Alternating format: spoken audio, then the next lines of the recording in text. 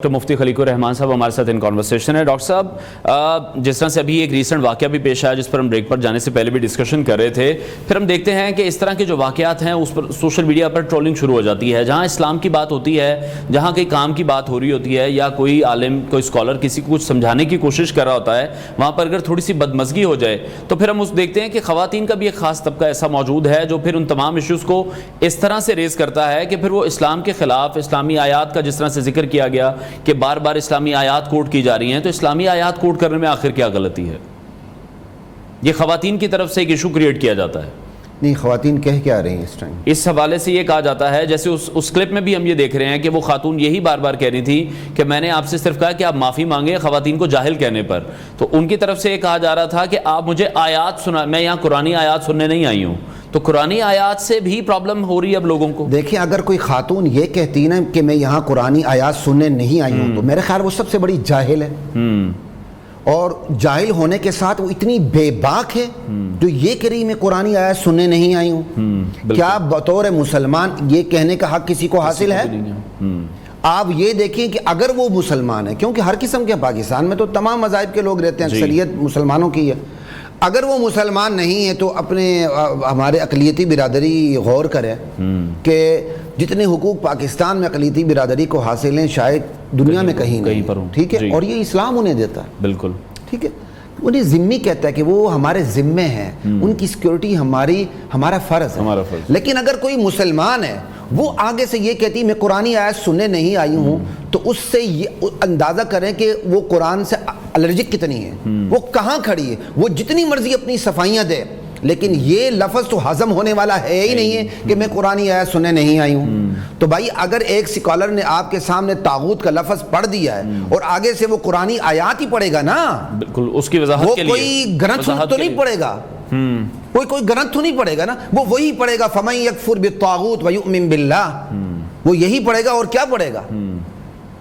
ٹھیک ہے نا۔ اور وہ قرآنی آیات کے حوالے سے ہی سمجھانا چاہ رہے تھے، لیکن اس پر جو ان کو کہتے ہیں کہ ایک فیڈ بیک تھا وہ پازیٹیو نہیں مل رہا تھا، انہیں یہی جواب دیا گیا، اور پھر خواتین کہیں نہ کہیں یہ بھی کہتی ہمیں دکھائی دیتی ہیں کہ اسلام کے نام پر یا مذہب کے نام پر ہم سے بدتمیزی کی جاتی ہے۔ دیکھیں بات یہ ہے، میں نے نہ اس ویڈیو کو سنا نہ مجھے کوئی خاص دلچسپی تھی، آپ لوگوں کی خواہش تھی تو میں حاضر ہوا ہوں۔ بات یہ کہ اگر خاتون نے کچھ نہیں کہا، اگر خاتون آگے سے یہ کہ جی مجھے طاغوت کا مطلب کا پتہ نہیں، اور پھر دائی دعوت دینے والا یہ کہ تو بہت بڑی جاہل ہے، تو نہیں کہنا چاہیے، یہ دعوت کا اسلوب نہیں ہے، غلط ہے۔ لیکن اگر سینیریو ایسا بنا ہوا ہے کہ ایک دائی